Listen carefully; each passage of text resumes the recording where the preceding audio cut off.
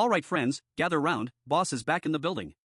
It's September 8, 2025, and the global economic theater is putting on another blockbuster drama that nobody asked for, but everyone's got a front row seat to. The title of today's show? The Great Indian Rope Trick, Juggling Trump, Putin, and a minor 0.5% GDP hit. You see, a ghost of tariffs past, President Donald Trump, is back in the Oval Office, and he's decided to spice up his second term by turning the economic dials up to 11. He's just slapped a whopping 50% tariff on all Indian goods. The official reason? A stern slap on the wrist for India cozying up to Russia for its oil fix. And what's the official response from New Delhi? India's chief economic advisor, Mr. Naveswaran, went on Bloomberg TV with a face straighter than a German government bond yield curve and told the world this might, just maybe, shave off about half a percentage point from India's GDP. 0.5%. Let that sink in. He said it with the kind of calm reassurance you'd use to tell a child that the monster under the bed is just a shadow. I hope the additional penal tariff is a short-lived phenomenon, he said. Hope. In economics, my friends, hope is not a strategy. It's what you have left when you've run out of strategies. Saying you hope a 50% tariff from your biggest trading partner is short-lived is like standing in the path of a freight train and hoping it's just a mild breeze. So today, we're going to do what we always do here at Boss Economics World. We're going to peel back the layers of this diplomatic onion, cut through the bureaucratic jargon, and find out what this 0.5% number really means. We're going from the point, the headline number, to the surface, the deep, churning economic and geopolitical ocean beneath. Let's start with the official line, a GDP impact of 0.5% to 0.6%. To the average person, that sounds like a rounding error. It's maybe turning into a C+ on your report card. Annoying, but not the end of the world, right? Wrong. This is where the magic of big numbers and the sleight of hand of economic messaging comes in. As of our latest projections for the fiscal year ending March 2026, India is targeting a GDP of around $4.7 trillion. A simple calculation, the kind they don't want you to do on your phone during the press conference, shows that 0.5% of $4.7 trillion is $23.5 billion. Let's put $23.5 billion in perspective. That's more than the entire annual GDP of nations like Iceland or Jamaica. It's roughly the amount of venture capital funding that flowed into the entire Indian startup ecosystem in a blockbuster year like 2021. It's a colossal sum of value, productivity, and wealth that would simply vanish. And Mr. Naveswaran himself admits, this is the best-case scenario. This is the short-lived phenomenon scenario. He adds that if this uncertainty extends into the next fiscal year, the impact will be larger, resulting into a major risk for India. You hear that? That's the sound of an economist politely screaming. Larger and major risk are the financial equivalent of a pilot announcing, folks, we're experiencing some unforeseen atmospheric turbulence while the wings are on fire. The United States isn't just any market for India, it is the market. In the 2023 to 2024 fiscal year, bilateral trade between the two nations topped $190 billion, with the US being India's largest export destination, accounting for nearly 18% of India's total exports. This isn't a casual business relationship, it's a foundational pillar of India's export economy. A 50% tariff isn't just a trade barrier, it's a full-blown economic siege on that pillar. So, where does this $23.5 billion hit come from? It's not an abstract number deducted from a government ledger. It's a direct hit on real businesses, real jobs, and real people. The statement correctly identifies the most vulnerable sectors, labor-intensive businesses like textiles and jewelry. This is the critical connection the officials gloss over. Consider the Indian textile and apparel industry. This isn't just a business, it's a societal backbone. It's the second largest employer in the country after agriculture, providing direct employment to over 45 million people and another 60 million in allied sectors. These are the workers in Tirupur, the knitwear capital of India, and the artisans in Rajasthan. A 50% tariff makes a beautifully crafted $20 shirt from Indialand in a US port costing $30 before shipping and retail markups. Meanwhile, a competitor in Vietnam or Bangladesh, which have been aggressively courting US businesses as part of the China Plus One supply chain diversification strategy, can still land their $20 shirt for $20. Who do you think a buyer for Walmart, Target, or The Gap is going to choose? It's not a question of quality, it's a question of survival. This tariff doesn't just make Indian goods more expensive, it makes them unviable. It's a golden ticket invitation for India's manufacturing rivals to eat its lunch. We saw this play out during the US-China trade war, where Vietnam's exports to the US surged by over 35% in 2019 alone as companies rerouted their supply chains. This tariff would trigger a similar, and perhaps even faster, exodus. Then there's the gems and jewelry sector, another massive employer and a huge source of foreign exchange. The US market accounts for over a quarter of India's gem and jewelry exports. A 50% tariff on a diamond engagement ring or a gold necklace is a death sentence for that product line in the American market. The point is, the 0.5% GDP figure masks a much more painful truth, a concentrated, brutal impact on the sectors that employ the most vulnerable populations. This isn't a distributed economic flu, it's a targeted heart attack on India's blue-collar industrial base. And here's the kicker, the part that makes this a classic boss economics boomerang. Who ultimately pays for these tariffs? It's not the Indian government. It's not the Indian exporter. It's the American consumer.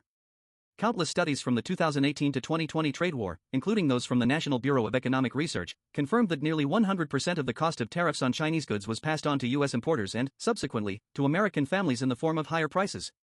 So, this policy, designed to punish India, will directly translate into higher prices for clothing, home goods, and jewelry at your local American mall, just as the Federal Reserve is trying to keep a lid on a new wave of post-pandemic inflation.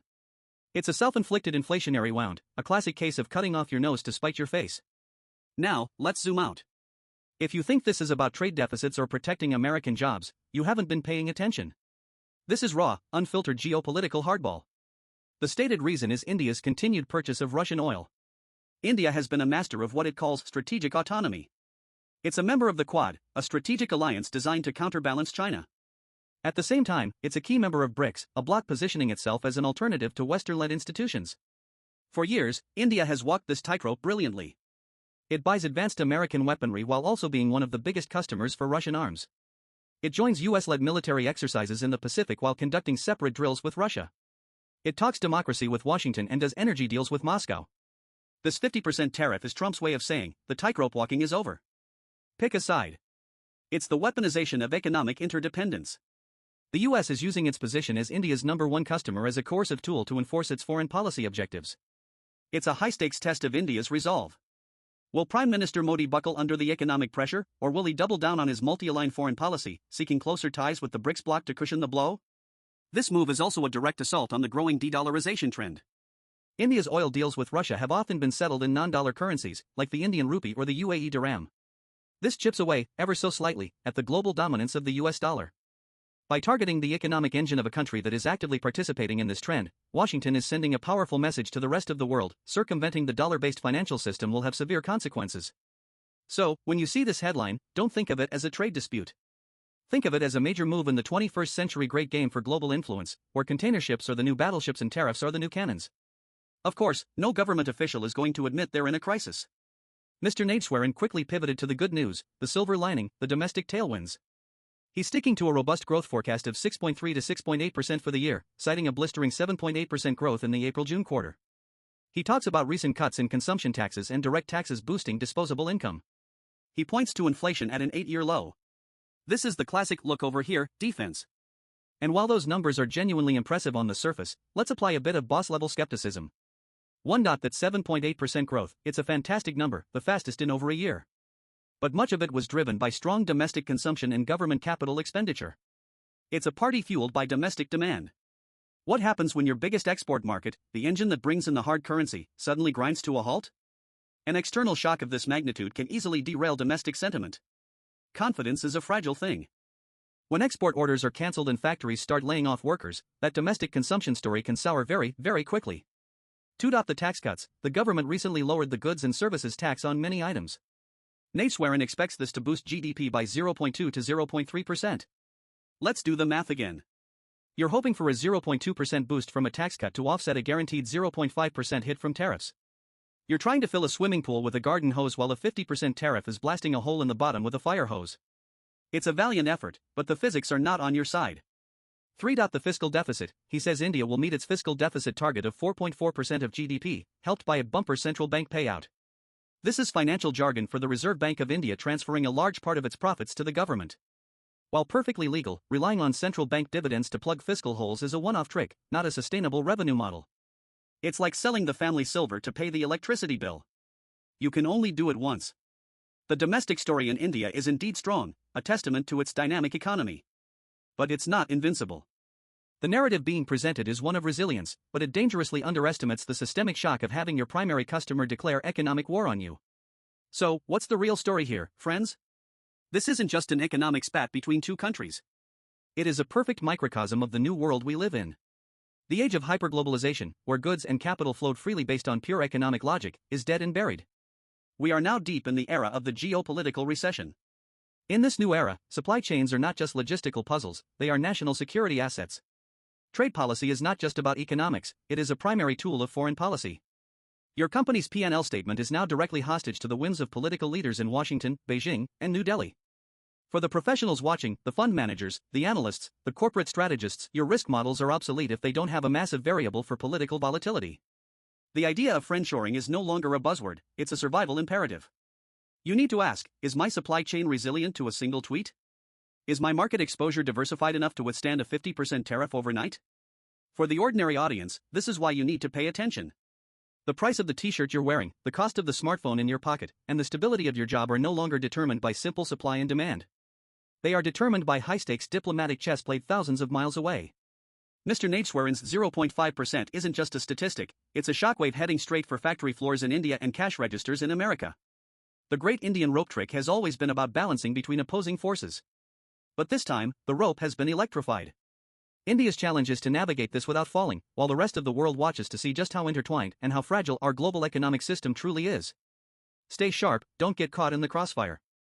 Until next time, keep your assets close and your assumptions closer. Boss out.